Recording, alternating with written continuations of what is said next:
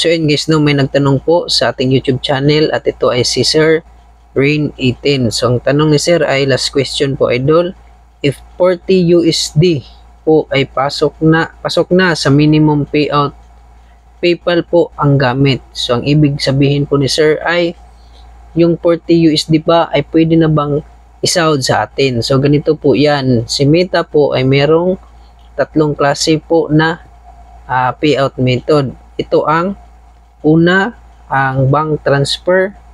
Pangalawa, ito ay wire transfer. At pangatlo, ito yung PayPal. So ito yung ginagamit ko, yung PayPal. So sa bank transfer po ay meron po tayong minimum po para isahod sa atin yung ating earnings sa Facebook. At ito ay $25. At dito naman po sa PayPal ay kagaya din po sa bank transfer na meron din pong minimum na $25. So pag nakakuha na po tayo ng $25, kagaya nito sa akin, isasahod na po o ipi-payout na po ni Meta sa atin. So dito naman po sa wire transfer, so dito po ang minimum niya ay $100.